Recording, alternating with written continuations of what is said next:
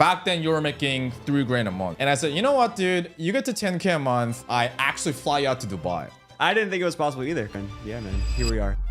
If you hadn't done and if you only relied on the inbound calls, how much commissions would you have lost? Probably half. So like 5, like 6 grand. Or 6.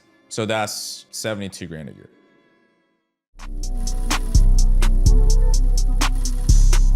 Bro, you're driving.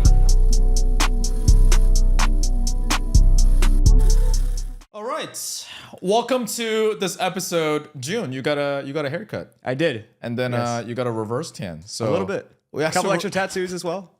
We replaced June with this is Nick, by the way. I flew Nick out to Dubai all the way from Oklahoma. I don't know anything about Oklahoma except for OKC Thunder. That's really it. Yeah. Back when they were cool. But the reason why Nick is here, so random, flew all the way across the world, is because, you know, in real sales system, once you get to level 9, I actually fly you out to Dubai. So I pay for a plane ticket to Dubai and back home. You just pay for everything else. I'm a broke dude right now, so I can't get you business class, but get us more members and one day I'll fly a private jet to your backyard. But Nick was an exception because Nick saw that level 9 reward, that the prize. And Nick messaged me on Instagram. He's like, hey, dude, if I hit 10K a month, do I qualify as level 9? And I said, you know what, dude? You get to 10K a month and you give me 3 referrals, I'll qualify as level 9. Yep. And I mean, I didn't know he was going to hit it, right? Because in like a 1 month time frame. At the time, I was training Nick at that time. And he did it. He actually hit 10K a month and he got 3 referrals before the deadline. So now he's here. So Nick, welcome to Dubai, man. Thank you, Brian. Yeah. I didn't think it was possible either because, I mean, commissions beforehand were like 3 times less. So was averaging 3K, you know, and then all of a sudden, you know, we were training together and I was like, well, let's see what we can do. See what we can, if we can put these trainings together. And yeah, man, here we are. So thank you for having me. Yeah, no, I mean, do you put in the work? So Yeah. take us back. Back then, you were making 3 grand a month. So what Yeah. were some of the things, like some problems you're running into in your sales? What was happening? Well, I spent a lot of time training, you know, 14, 15-hour days, just locked into the lab, you know, learning anything and everything that I possibly could at sales in the moment. And one of the things that you kind of gave me a really good reminder on is just to keep things very, very simple. And when I was going through my process, I just realized how complicated I was making it. And it didn't need to be that way. You know, I had 16 different questions to ask in certain places that weren't even necessary, right? Like, especially if you're looking more like trying to chunk down to the problem. I didn't need all of those, right? Just more focusing on the actual conversation at hand and what's at task and being present rather than just trying to be like what we call like a script kiddie, right?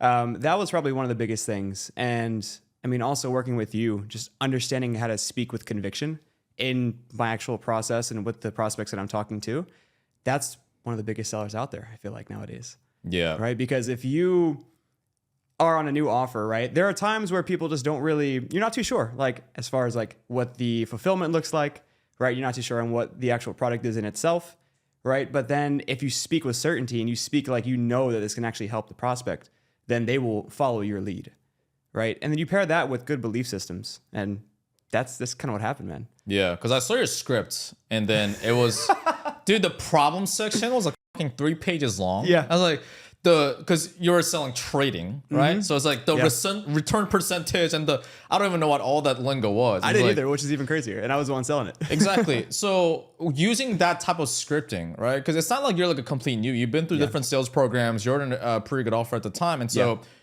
you know, all those different questions you were asking, what kind of problems were you facing? Like with the prospects reacting to you, what was happening on the calls? It just wasn't flowing. Like it wasn't conversational at the end of the day. And I saw one of your posts like 10 minutes before I came here. And it was the exact same thing. Like we all have that one guy on that offer that we know where it's like, okay, it doesn't sound like they're going off of a script. It just sounds very conversational. They're not robotic. And they're the ones that are laying down sales. Yeah. Right. And I would say that, to be honest. So it being complicated, what did that Yeah. do to the sales? Oh, dude, it was destroying it. Destroying? Destroying it. Like I was just getting lost in my own process, right? And because of that, like I wasn't sure where to take the conversation. Things would spiral one way and I wouldn't be able to get control back of the conversation, which would then lead to, as we all know, like a million think about it objections, right? Okay. And then when you're getting slammed with those objections, how did they make you feel? Dude, it was horrible. Yeah. It was horrible. Yeah. Yeah.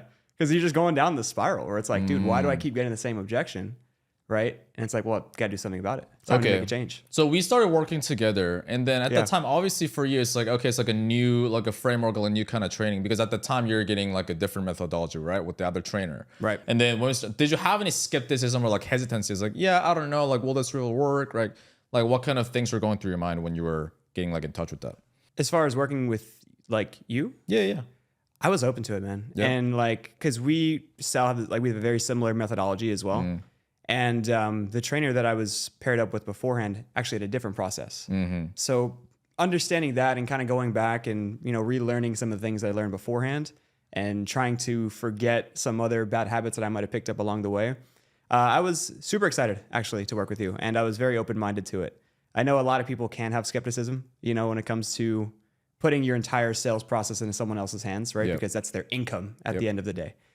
But I mean, if you don't really believe, or it's like the saying goes, right? Like rich people, they don't become rich by thinking everything's a scam or like that everything isn't going to work out. It's typically the opposite, right? And if you have that same mindset where it's like, okay, well, let's try it out. Let's see what happens. That's fair enough. I mean, we have our prospects be open-minded, so why aren't we open-minded to change? Exactly So right. that makes perfect sense. Okay, cool. So we worked on different things, but like, what were some of the things we started working on that you found helpful? Oh man. Gosh, there's so many. If I had to say the biggest thing that we've changed, would really be just gaining control of the conversation by having the right timing in the questions that I'm asking. Having the right probes, for me, changed everything. Okay. Because that allowed me to have more confidence into the direction that I want to take the call. It allowed me to have control of the conversation so I could actually direct it where I wanted it to go, right? And it also allowed me to just keep things more conversational without having to they would tell me a problem and then all of a sudden maybe, like we're in like the whole problem section of the script, right, of the process. And then like there would be times where I would just like let it breeze by because I'm like, oh, we're not there yet. Let me go back to those problems when I get to that portion of the process. But having the right probes and being able to understand where I'm at in the process helped me out a lot, I would say. And then we've changed a lot. I mean, I remember we spent the first probably 2 or 3 coaching calls, like in the first 5 minutes of conversation. And you were like, no, do this again. Do this again. Doesn't sound good enough. Yeah. It's the unsexy part because everyone Yeah. wants to go into like, Brian, what's the theory frame? Tell me about that. Yeah. I was like, no, okay, let's calm down, right? Because a lot of times sale is lost in Right. the first 5 minutes because closers have a difficult time actually uncovering the prospect problem. Yeah. Because they think that, oh, I want to make more money or I want to get better at this. That's more than enough of a problem. That's not really a problem, right? That's what they want. But what's the thing that's actually preventing them from getting them to where they want to go? And more importantly, how's it actually affecting them, Yeah. right? So what were some of the things, like you, for example, you're selling to either people brand new to trading or experienced traders wanting to make more money, right? Right. So How did it, like what kind of reactions were you seeing before that you're able to learn that, and after what kind of things were happening on the calls? Yeah, it was just a bunch of surface level questions.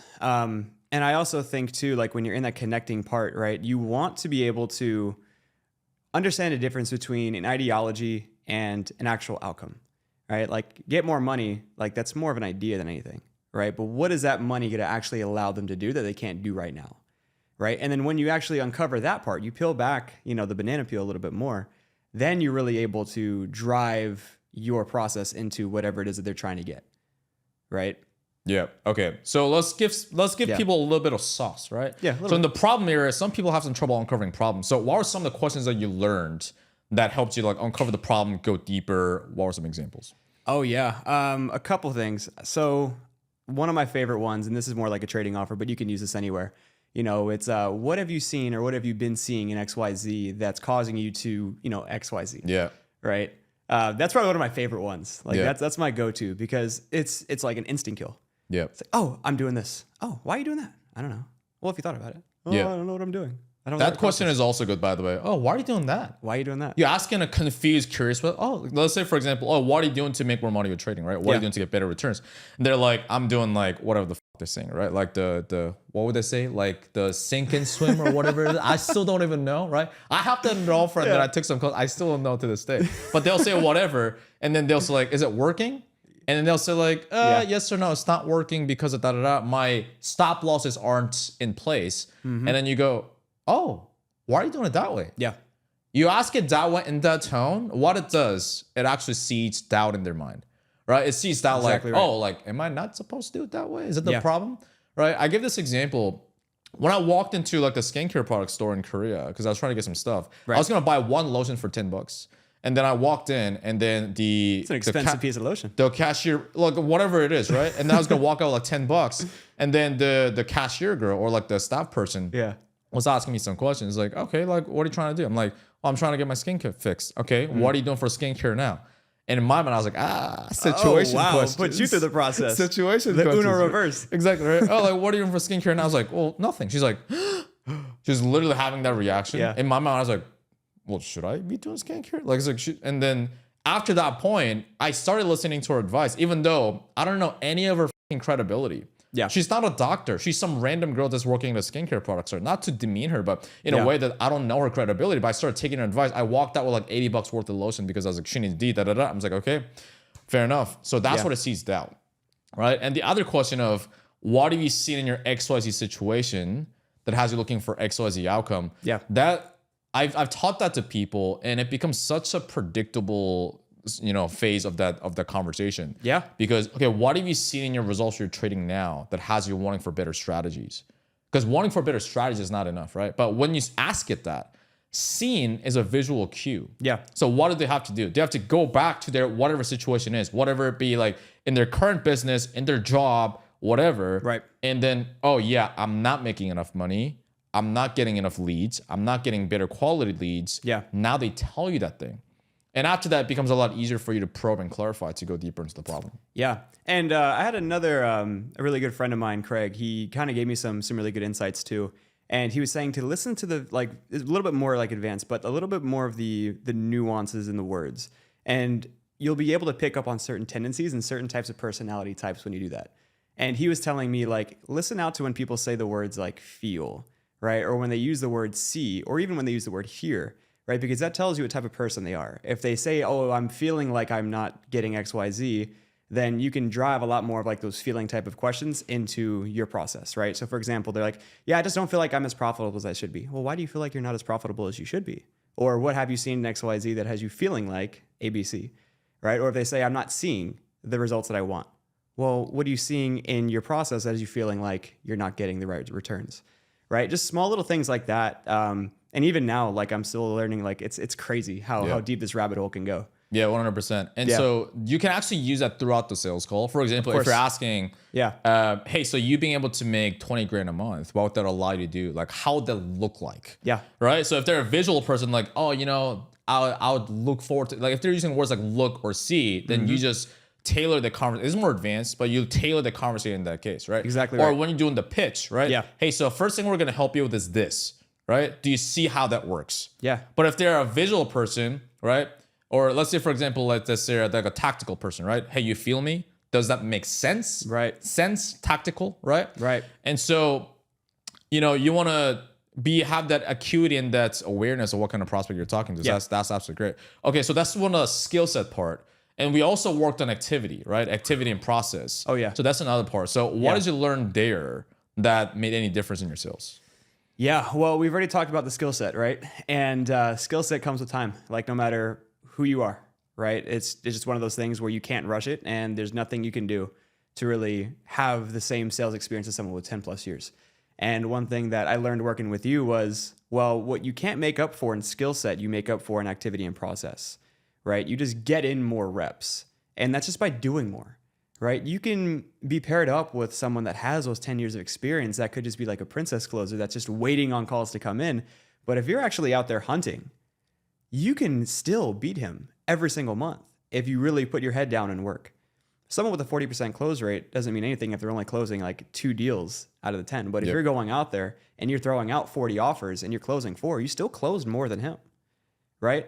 And that's kind of like a side conversation, right? Just don't get me started on skill set and close rate in itself. But yeah, I would say just upping everything, more dials, more offers. I had like, it was what, a 65%, 50% offer rate when you came in. Yeah. And you're like, why is your offer rate so low? I'm like, isn't that how it's supposed to be? And you're like, no, like you should be at least like 90+%. And next month, same exact thing. Like I would say the first day after we started like working on that, I had 2 calls on my calendar. And then on my tracker sheet, I had 6 offers that I threw out. And the others were just from outbound closes. Right. And then shortly, that's how the 10K month started. Yeah. And that's the whole roadmap that we had listed out. Yeah. So why was your offer rate so low? Or what's happening there? So by the way, for offer rate for people that are listening is, let's say you have 10 sales calls that actually show up on your calendar on your Zoom. And then if you pitch them, you make them an offer to 5 people, that's an offer rate of 50%. And then if you don't make an offer for whatever reason, whatever, right? So why was the offer rate low at that time? In all honesty, I think it was just because I didn't feel like I had the conversation won at that point where I felt comfortable with pitching. It's like, because I remember hearing this saying a long time ago, where it's like, if you don't feel like they're going to say yes, then don't pitch them. And I just wasn't confident in my process, where I'm like, okay, maybe I should just do like a 2-call close and just push this back even more. Right. And then half the time they would just fall through the cracks because like the conversation wasn't even that effective or efficient in the first place. Yeah. So it's just like this like infinite feedback loop. And I'm like, and I asked myself, I'm like, why are you doing that? Like right afterwards. You know, sometimes you have to sell yourself and like run yourself through your own process to figure things out too. But yeah, 100%. Because if you don't pitch them, now guess what? You have a 0% chance of closing that. Yeah. But even if you had the shittiest call, but you still make them an offer, then guess what? Now you at least have a 1% chance. Right. That doesn't mean that everyone needs to be pitched, because sometimes if they have a problem and they genuinely like, for example, if you sell marketing, right? And then let's say they have like a sales issue, their marketing is like actually dialed in after you ask them questions, okay, maybe it doesn't make sense, right? But if they actually have a problem that your business solves, then you better make them an offer. Yeah. Right? Otherwise, you're not doing demo service, you're not doing a surface service. So that's one thing. And another thing we also worked on is, like we talked about, outbound closing. yeah, Because before you were just solely relying on the inbound book calls, right? Exactly And right. the thing with that is, like, what kind of issues were you having when you're solely relying on the inbound closes? it's not consistent. Yeah. Because marketing will have ebbs and flows no matter what offer you're on.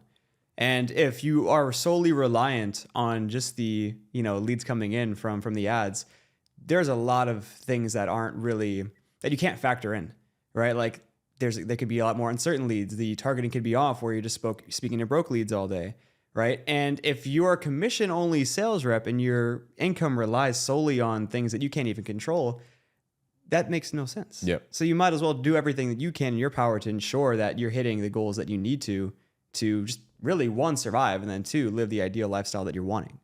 Yep, 100%. Okay, so what were some of the things you learned in terms of outbound closing? That way you don't need a book call on your calendar. And by the way, that was the most liberating feeling I ever got when I was a full-time sales rep is, I don't need book calls on my calendar. I actually make money. Yeah. That was oh my God, dude, I'm not a leaf in the wind anymore. That was such an amazing feeling. It sounds so simple. Right. But yes, book call is fantastic, but what are you going to do when you don't have a call on your calendar or the person no-shows, right? Yep. So what are some of the techniques or some of the things you learned that actually made you actually go close deals when you didn't have a call on your calendar? Some of the techniques is just understanding what type of lead list that I want to work with, right? Because if I have white space on my calendar, which is a sin, right, then I should at least be making sure that the time that I have blocked out is spent in the most productive way possible before my next call or before my next task, right? So I would just go after people that were closest to the money, right? If you had renewals or if you had people that were in the pipeline that were close to upselling, those would be the first person that I'm calling every single day, right? And just following up with them constantly over and over and over again. And I did something very similar to what you did. I don't know if obviously you remember, but I think it was on one of your podcasts. And you said you locked yourself in a room and you didn't go to bed till like 3 or 4 o'clock in the morning until you closed the deal. Yep. And this was probably my first week actually going through and learning how to outbound close myself. And I didn't have a close that day. And I remember that. I'm like, what would Brian do? And it was like 8 o'clock at night at this point. I'm like, man, I still haven't closed a deal today. I'm like 0 for 3 for the day. I'm like, something's got to change. And I'm like, I'm only at like $200. So yeah, I did the exact same thing. I locked myself in a room and I closed the deal like at 11:30 o'clock at night. Good shit. Yeah, man. And the guy was driving. I'm like, well, let me just see what happens. And pitched him, had him pull over, and then he bought basically on the spot. So very, very crazy. But like, I think a lot of it comes down to just being confident, right? Being confident in your sales process and knowing that you have something that can work to help somebody get to where they want to be, right? Because then, like, I think what a lot of closers are afraid of nowadays is like coming off as salesy. Yeah. Because that's like a really big thing. Right. And it's like, well, yeah, but at the same time, like, do you want to care about how you're perceived and coming off as salesy, or do you actually want to help somebody? Yep. Right. And sometimes you have to be a little bit more aggressive on the phone. Sometimes you have to tell them like, hey, like pull over now and like, let's get you in and let's get this thing going to help you in your future. Right. And when you get to a point where you don't even care about commissions anymore, right? You don't have that commission breath. You solely just want to help. It's a whole different game. Yeah, 100%. I think that part of it is because people are trying to be neutral. Yeah. But the thing about being neutral is like people end up coming timid Passive. and Yeah. just too passive. Exactly. And because people are like, yeah, but Jeremy's neutral. But people don't know. Jeremy's highly assertive. Yeah. People just don't understand that because Jeremy comes off very like polite and like formal. Right. He's highly assertive. People just don't know because they can't see like between the nuances, right? Yeah. So you can't be both neutral in like your words and your tonality because that comes off passive, right? And your tonality is still gonna come Exactly off right. certain and with conviction because one thing you do well in particular is your sub communication is quite dialed in. Yeah. And when I say sub communication, your nonverbals like tonality, facial expression, Yeah. body language, like you're a very personable, chill dude. Yeah. And at one point, I think you were a bit too nice, but and then you were dialed in more, okay, like more conviction, more Right. certainty. So how can like what helped for you in order for you to be more certain, more conviction on your calls? It's a very good question. It's a very good question. I might even think about this one. You know what's funny is like whenever I ask this question to people, like they give the exact same reaction. Yeah, what? It did help me. Because Yeah. it's one of those things where like a script is, okay, say these things. Okay, I say these things. Right. Objection something, I say these things. The tonality is like, it's like, hey, how do you not fall off a bike? You turn 5 degrees to the left? No, like it's Yeah. kind of like a muscle memory kind of thing, right? Yeah. I would say conviction was the biggest thing, but the way that I truly feel like helped me is some of the more like inner work. You know, because like you said, you can't really read a script on how to have more conviction in your tone. So for me, it was just really locking myself in, you know, meditating every single day, having the right routines, keeping my word like impeccable. Like if I said I was going to do something, I would do it. And I wouldn't go to sleep until that happened. Right. And having just a certainty in myself and in my knowing and in my process. And as a byproduct, that just kind of happened where the conviction increased as I, you know, started taking more calls, right? And then you pair that up with more volume from more activity, you get more reps in, so you're able to dial in and tweak your process even more. Interesting. Yeah. Okay, so that's good. And in terms of, because I know you got some sales from like referrals or like upsells, renewals, and like outbound clicking, so on and so forth. Now, Right. if you hadn't done that, and if you only relied on the inbound calls, how much commissions would you have lost? Probably half. Half of this. I would say half. Yeah, so like 5, like 6 grand, so on and so forth. 6. Yeah. Yeah. So that's 72 grand a year. Yeah. So that's what I tell people is if I didn't do that, I would have lost out on like 100 something grand last year. Like same Wow. thing.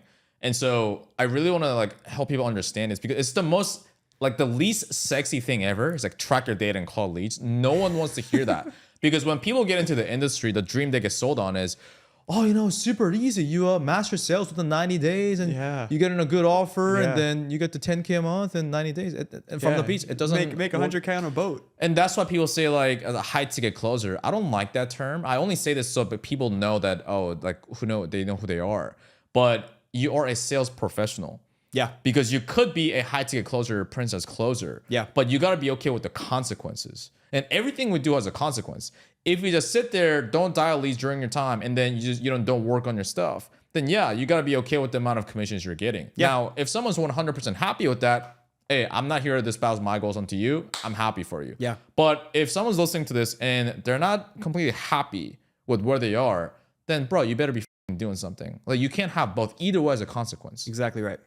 Yeah. And I think there's a huge problem nowadays, like with the high ticket closing space. Yeah. You know, because what's happening is the high ticket closer, in my opinion, is just a marketable term, Yeah. right? Because like you said, you're a sales professional. You are supposed to find money and make it rain. That is your only responsibility. Yep. But what's happening is now the way that, you know, sales and being a closer is like portrayed, it's like it's supposed to be a very easy thing. Oh, talk to people and make a, you know, 100K a year, like we were talking about. But what's happening now from what I've seen in just the industry is that it's creating a lot of offer hoppers. because when the bad times do come with the marketing, right, or a company is restructuring its funnel, or you're testing a million different things, and those ebbs and flows are starting to come in, they leave almost instantly. It's like, oh, I'm not getting 8 calls on my calendar a day anymore. Deuces. But you're supposed to, like, you have a whole pipeline, bruv. Like, there are 30,000 leads in the CRM. Like, make something happen. Yep. Right? Until you get to the point where, like, if everything is dry and it's like going on for months and months and months, like, that's a different conversation. But people will, tap out within a week if they aren't getting closes on their calendar. It's like, well, no, dude. Like, you have to go out there and hunt. Yeah. And don't get me wrong. that's- It's like marketing is just a bet. Like, there's a time and place for that. But Yeah. like people understand this. Marketing will shit the bed. It's not an if thing. It's a when. It is a when thing. Even Yeah. when I was selling for 8-figure companies, Right. like the most like established brand, like in the space, Yeah. even their marketing shit the bed at one point, right? But like eventually it picks up. So what are you gonna do in the meantime? Are you gonna have your dick in your hand and just complain about the market? I got Right. this message from a community member the other day, and then they were saying like, oh, and then there were a setter, and then my closer just complaining because there's not Right. many leads and more calls, yada yada yada. They're talking shit in like long paragraphs, and then in the meantime, there's another guy that sells on that offer, that's a closer, and then he closed 4 deals in one day with 0 book call. Attaboy. With 0 book call, he closed Yeah. 4 deals. How? By going to his pipeline. All of them are follow-up deals. Follow up, outbound follow-up. Yeah. Right? So there's a bunch of other people, princess closers. Oh my God. We're in Dubai. We're talking about some of that stuff. We'll be talking about that too. Yeah. In Dubai, there are princesses where they don't want to do anything, but the guy does everything. Right? Exactly. I don't do anything. You cook for me, and then you bring the flowers, you bring the wine, you pay for my apartment, Yeah. you pay for my car. Those are princesses in Dubai. Right? So most yeah. closers in the industry are like this. Like, I don't do anything, the marketing, everything, nothing. Lay downs, or I don't talk to them. Yep. Well, then you gotta be okay with the commissions you're getting. Or it can be a fucking sales professional, go out there and like hunt and make it happen for you and your family. Exactly right. Yeah. Learn how to hunt. That's it. Yeah, 100%. Yeah. So let's talk about it. So one day you messaged me, it's like, hey dude, I finally get what you're talking about, where being a good sales guy is like being a hot girl. Yeah. What does it mean by that? Man. Well, it's your exact definition, right? Like, as a hot girl, there are a million guys approaching them a day. Habibi, let me take you out, get you a Lambo, right? Let me take you out to the nicest place that I can find here in Dubai, right? And it's the exact same thing. When you get really good at sales, there are offer owners now reaching out to you, right? And there are a million people asking you like, hey, can you place me on an offer? Can you help me here? Can you help me develop my skill set on this end, right? And there was actually a time where, because I was with an offer for about a year before I just recently switched. And in the process of looking, as my application was getting out there and as I was getting more eyeballs, there were more and more and more people reaching out to me out of nowhere saying, hey, like, we want to give you an interview. I'm like, oh, okay. Like, awesome. Like, it's my 7th one, like, today. Like, let's do it. Sure. Right. But it was a very crazy feeling. And I feel like it's the closest thing to being a hot girl in Dubai. So How did that feel? it was wild. A bit of an ego boost. I can't lie. But I had to ground myself and like get there back you to go. where I was. But No, guys, I remember I connected with that one recruiter, and Yeah. then I saw in the group chat, it's like, hey, Nick, this company wants to interview you. And then, like later that day, Nick, this company wants to interview you ASAP. Next day, Nick, this company wants to interview you Yeah. ASAP. Book it right now. Yeah. Yeah. So that's what it does. A lot of people, dude, it grinds my gears when people say like, they think this, like the offer is the answer and like this some placement thing is an answer. But a placement agency or placement program cannot make up for lack of skill set.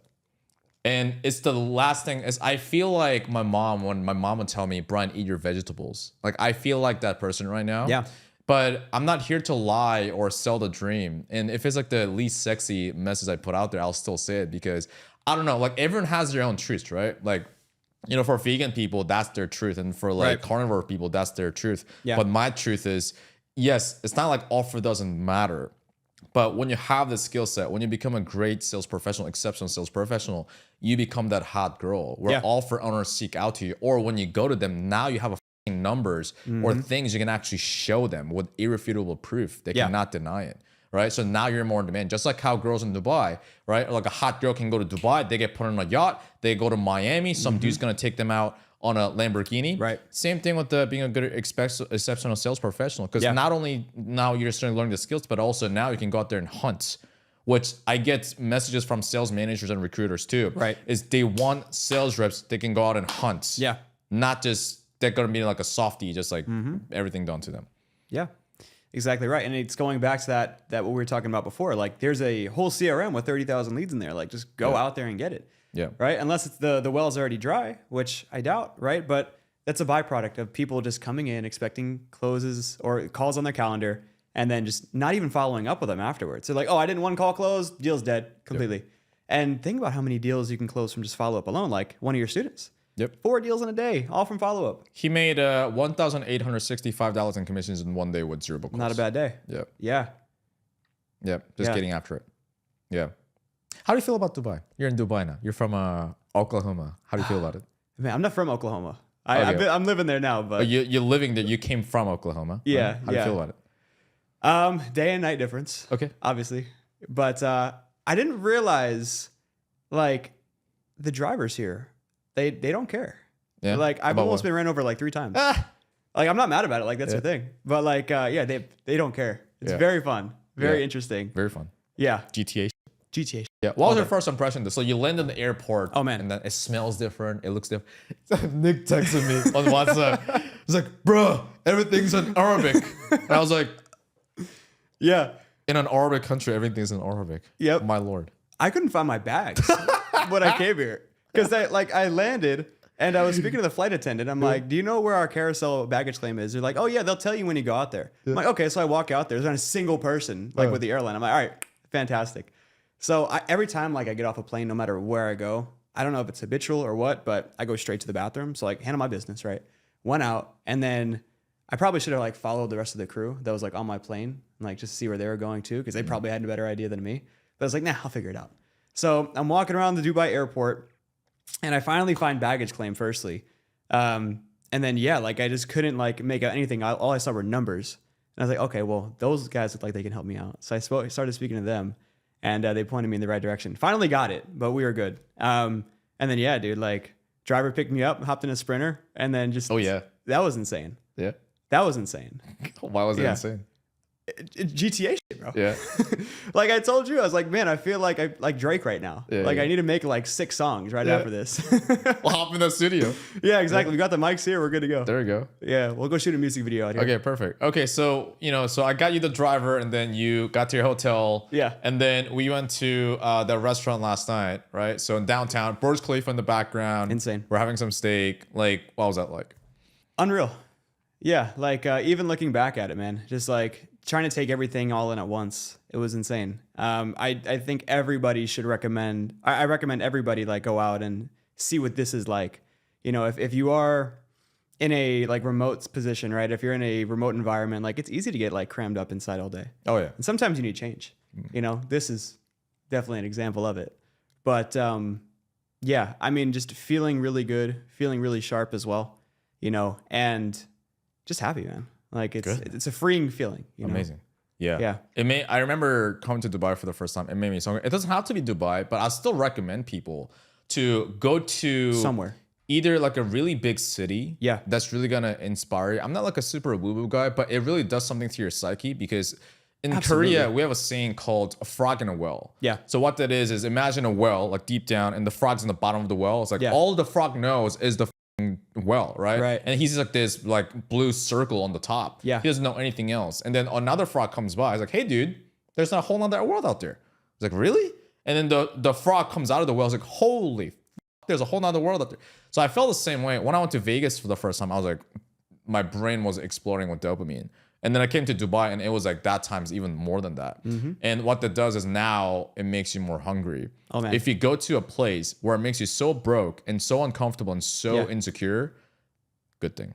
Depending on how you use it. Because everything, there's no good thing or bad thing. It's just a thing. It's just how you look at it. It's all perspective. Yeah. 100%. So whether it be, whoever's watching this right now, whether it be Miami for you, maybe it's Dubai, maybe it's Sydney, maybe it's London, Knightsbridge, whatever. Maybe it's Oklahoma. Maybe it's Oklahoma. Who knows, man? But I'd recommend people to go somewhere like that and go to a really expensive restaurant. Yes. You don't have to order super expensive stuff, but even I actually learned this from Iman Ghazi. A lot of the stuff he's putting on now is more broad now, but back then he was like more like targeted business stuff. But one thing I learned from him is go to a really expensive hotel or restaurant and just order a coffee, because even the most expensive coffee is going to be like $8. Yeah. It's not like a $200 like steak or whatever. But when you go there, it's like, holy right? There's a whole nother world out there. It makes you more hungry, which is why these days I only try to like fly business class because Yeah. first of all, Matt told this to me one time. He's like, dude, once you fly business class, you cannot go coach. I'm like, I don't know about that, right? But I flew one time. I was like, oh no, I know exactly what you mean. So your standards increase. June actually put out a post the other day about he went on a date with this Ukrainian girl. And then the Ukrainian girl, June was telling him her story Right. of our other friend went on a date, and then the girl started picking like random shit from the fucking menu, and then it came out to like $850 or something, and then so the June was telling him about her about that, and then she's like, oh, only $850 from dinner.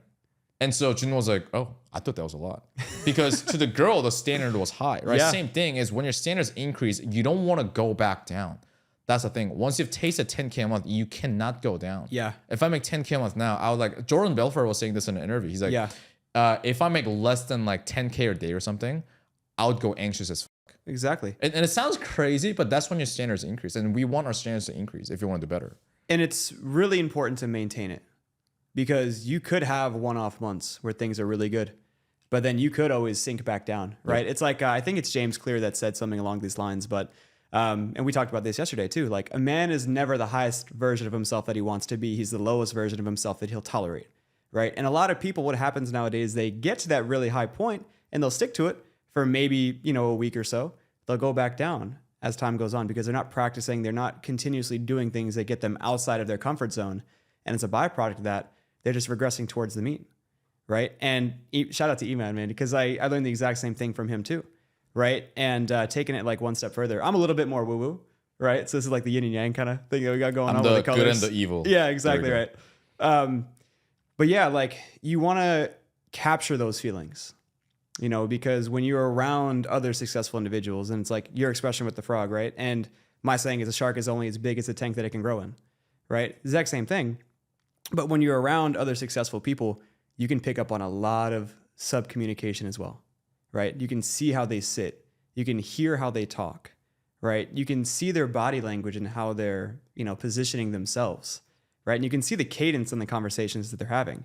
And after a while, you can kind of pick up on that too. But also you can feel the feelings of, like right now, like all I feel is abundance, right? And it's important to really take a couple steps back, right? And really like understand why you're feeling that way. And whenever you get towards like those lower, versions of yourself again, then to remind yourself of where you were at that one point.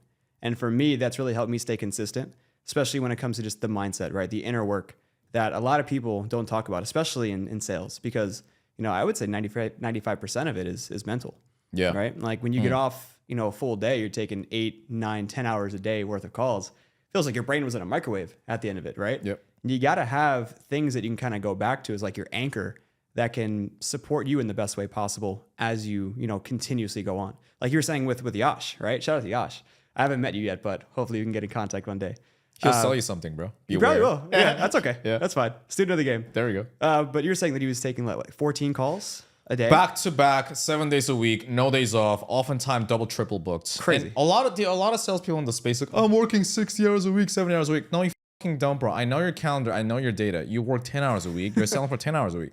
I've seen Yash's calendar, 14 calls back to back, double, triple booked, 7 days a week, no days off. And wow. I know if he does get a no-show or before his calls and after his calls, I know that motherfucker dialing. Yeah. But yeah. That's really it. Like, how dedicated are you? Yeah. Being devoted to your craft like Yash, is super admirable.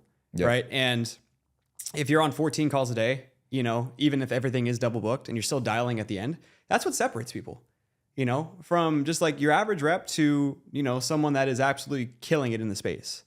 Right. So yeah. Yeah. Also, part of it, we talked about at dinner last night too, is being honest with what you really want. Yeah. What you're willing to do and what you're not willing to do. Yeah. Because some people are hearing like 14 hours a day, 7 days a week. I don't know if I want to do that. Then you got to be okay with the consequences because I was not willing to do that. Yeah. I thought I wanted to. I'm like, oh, I'm going to be like Kobe. I'm going to be like Yash. Mm-hmm. And all of my number one goal last year in 2023, it wasn't to make more money. I didn't give a fuck about that. It wasn't to like go on more vacations. It wasn't to retire my parents. my only soul of existence was to beat Yash and be number 1 and 7th. That was my only goal. It sounds stupid as we look back. And then Yash and I were talking about the other day. Yeah. But and then at one point I realized like I saw Yash's calendar and like what he does. I'm like, oh, I don't want to do that. And I'm not willing to do that. Yeah. And then I had a talk with Matt about this too. But it's the same thing when Alex Hermosi talks about like working 7 days a week and like 12 hours a day. And then in the comment section, they'll be like, oh, you know, but that's not healthy. You don't have kids, so you don't understand.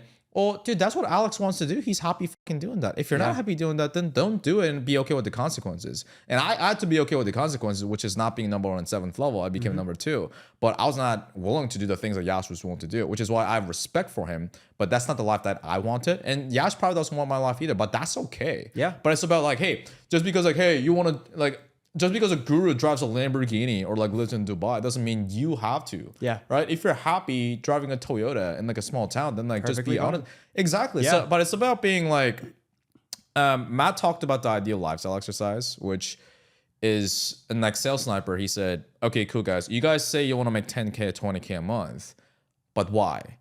And do you actually need 10K a month? Because you might need less, you might need more. And then he said, when I was trying to make the money I want to make, I mapped it out. Okay, so what kind of house do I want to live in? What car do I want to drive? Yep. And what time do I wake up? He mapped it all out and he actually lived there for a day. So he rented out an Airbnb, rented the car that he wanted, right? And actually had an ideal perfect day. And then he's like, oh, this is pretty nice. And he mapped it out. How much would it cost me if I were to do this pretty much every day of the month? And it came out to a certain number. It's like, okay, then that's the goal then, right? And so he said that, and I don't think anyone did it on Sniper. There was about 150 reps on Sniper at the time. I'm pretty sure I was the only one that did it. And then I actually did it. Like, what do I want? I think Dubai is kind of cool, but I don't know. But oh, let me fucking go. And I booked out like a hotel that was like $1,000 for a night. Yeah. And then it's like, I was a bit like, I had the money, but I was still like, I don't know. But I still did it anyway. Yeah. And then I started flying business class. I was like, yeah, this is nice. Right. And so and the thing is like, it might change over time because at one season of your life, you're gonna be like, hey, I want these things, right? I want to go balls to the walls. I want to go take calls after call, like growth season. Yeah. Especially when you're starting out, or like when you're trying to break through. That needed. season is very important. Yeah. You've gone through that. I've gone needed. through that. And there are periods where, you know what, dude, I want to spend more time with my friends or family. Yeah. I want to have a bit of a life. I want to date a little bit, right? I want to travel. If that's the case, that's fine. Just be okay with the consequences. But I think the reason why a lot of people in the space burn out is because they're just doing like one thing, like just trying to go balls to the walls. Yeah. Like they don't see an end in sight. Right. Right. And so therefore, like they're like, I don't know, like what's after this? Exactly right. And I think also a lot of the times people burn out is because they're doing things that aren't actually fulfilling to them. Right. It's like going back to what you actually want versus what you want to want. Right. Two very different things. Some people can see, you know, a drop shipper in Miami doing absolutely crazy things and he has a Lambo and he's living this lifestyle.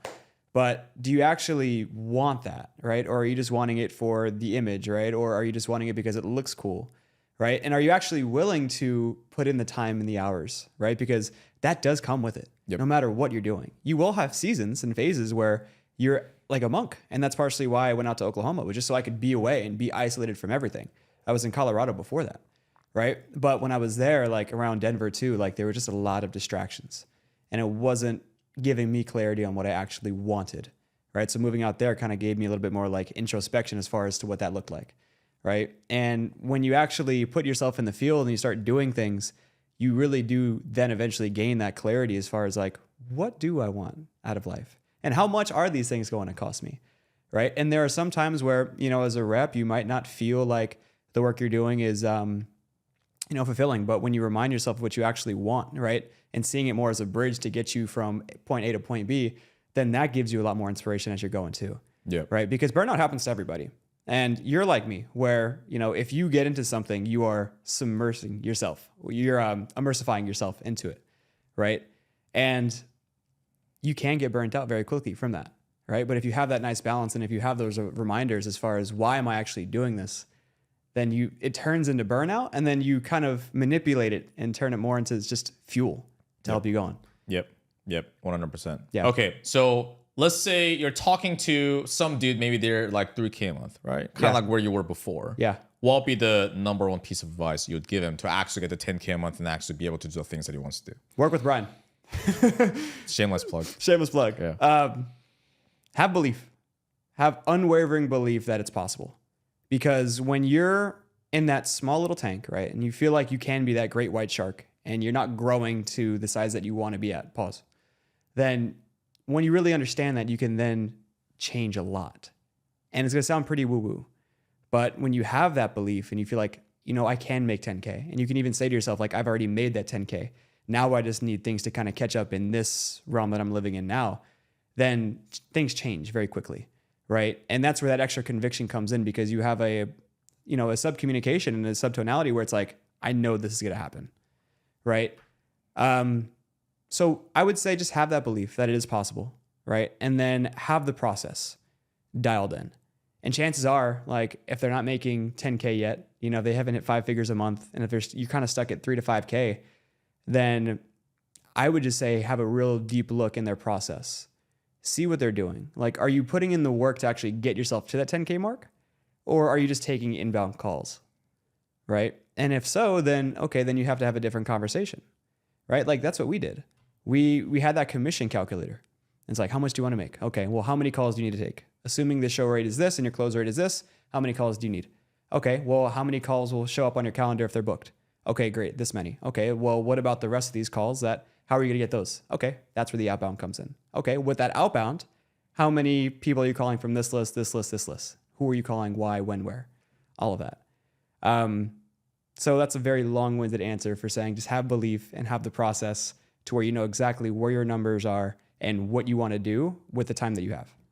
Fire. All right. I would say that. If you enjoyed this, smash the like button, subscribe to see more, and we're going to go jet ski. Time to go jet ski. Peace out.